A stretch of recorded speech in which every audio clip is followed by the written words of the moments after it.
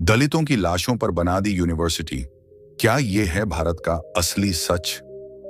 क्या आपने कभी किसी यूनिवर्सिटी की दीवारों में चीखें सुनी हैं? क्या किसी लाइब्रेरी की किताबों में खून के धब्बे देखे हैं? क्या कोई क्लासरूम किसी दलित की चिता पर खड़ा हो सकता है? अगर नहीं देखा तो आज देखिए, क्योंकि ये कहानी है उस यूनिवर्सिटी की जो खड़ी हुई दलितों की लाशों पर। नाम भीमराव नॉलेज यूनिवर्सिटी, लेकिन हकीकत एक कब्रिस्तान पर बना गुमान, सपना पढ़ लिख कर प्रोफेसर बनना। नीरज को एडमिशन मिला भारत की प्रतिष्ठित यूनिवर्सिटी भीमराव नॉलेज यूनिवर्सिटी में। पहली बार जब वो यूनिवर्सिटी के गेट पर पहुंचा तो उसकी आंखें भर आईं। ये वही जगह है जहां बाबा साहब का सपना पनपता है, जहां हम जैसे बच्चों को उड़ने के लिए आसमान मिलता है, उसने सोचा। लेकिन उसे नहीं पता था कि इसी यूनिवर्सिटी की नींव में दबे हैं वो चीखते सवाल जिनका जवाब आज तक किसी ने नहीं दिया। एक दिन रात को नीरज अकेला लाइब्रेरी में पढ़ाई कर रहा था।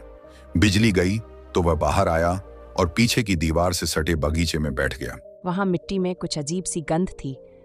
उसने देखा जमीन से झांकती एक टूटी चूड़ी। फिर उसके पास पड़ रही एक लड़की माधवी नाथ बोली, यहाँ मत बैठो, ये यूनिवर्सिटी की सबसे खौफनाक जगह है। नीरज चौंका। माधवी ने कहा, ये दीवार दलितों की एक पुरानी बस्ती के ऊपर बनी है, वो बस्ती जिसे जबरन उजाड़ा गया था। कुछ ने तो उसी वक्त जान दे दी थी। कहते हैं दर्जनों लाशें यहीं दफन हैं।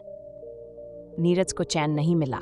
उसने आरटीआई दायर की, क्या यूनिवर्सिटी की जमीन पर पहले कोई बस्ती थी? जवाब आया, सूचना उपलब्ध नहीं है। लेकिन लाइब्रेरी के पुराने अखबारों में एक खबर मिली, 2011 दलित बस्ती हटाई गई, प्रशासन ने कहा विकास के लिए जरूरी। फिर वो गया इतिहास विभाग में। वहां एक सेवानिवृत्त प्रोफेसर शेखर पाटिल मिले। उन्होंने चुपके से एक पुरानी फाइल दी।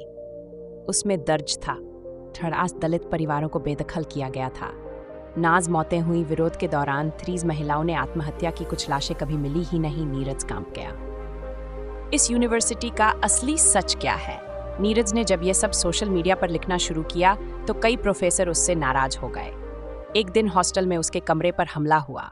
दीवार पर लिखा था, भूतों की तरह खुदाई मत कर वरना खुद मिटा दिया जाएगा। माधवी ने उसे रोका। छोड़ दो ये सब, हमारी जाति वालों को बोलने नहीं दिया जाता, हम यहाँ पढ़ रहे हैं, बहुत है। लेकिन नीरज बोला, अगर हमारी लाशों पर इमारत खड़ी हो रही है तो हम बोलेंगे भी और गूंजेंगे भी। एक दिन नीरज को माधवी की दादी ने बुलाया। वो उस बस्ती की आखिरी बची हुई गवाह थी। उन्होंने एक पुराना VHS टेप दिया। वीडियो में दिख रहा था पुलिस का डंडा चलाना, औरतों की चूड़ियां टूटी पड़ी हैं, बच्चों की चीखें और एक आदमी लहूलुहान चिल्लाता हुआ, हमारे मरने के बाद ही तुम्हारी यूनिवर्सिटी बनेगी। नीरज ने यह वीडियो प्रशासन के सामने रखा। डीन ने जवाब दिया, हमने कानून के तहत जमीन ली थी, कोई मर गया तो उसमें यूनिवर्सिटी की गलती नहीं। नीरज ने पूछा, तो क्या संविधान के नाम पर लाशों की इमारतें बनाना सही है?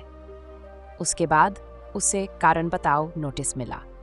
फिर निष्कासन। नीरज ने हार नहीं मानी। उसने हाईकोर्ट में याचिका दायर की। इस यूनिवर्सिटी के निर्माण से पहले दलितों पर हुए अन्याय की जांच हो, मृतकों के परिजनों को मुआवजा मिले, यूनिवर्सिटी में एक मेमोरियल बने उन शहीदों के नाम का।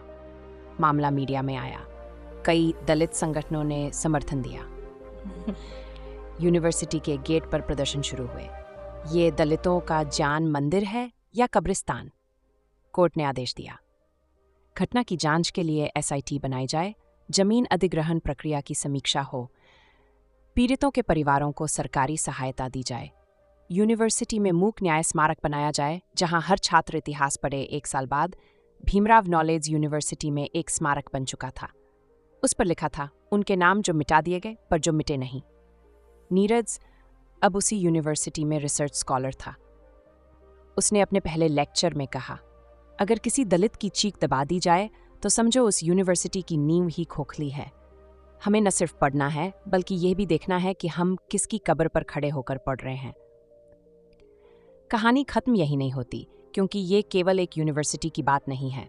ये सवाल है पूरे सिस्टम का। क्या विकास दलितों की मौत पर बनता रहेगा? क्या किसी दलित के रोने से इतिहास की किताब बदलेगी? अगर आपको लगता है कि ये सवाल जरूरी हैं, तो इस कहानी को शेयर कीजिए CF Cases और क्या आपकी यूनिवर्सिटी में किसकी चिता बरेज गिरी है?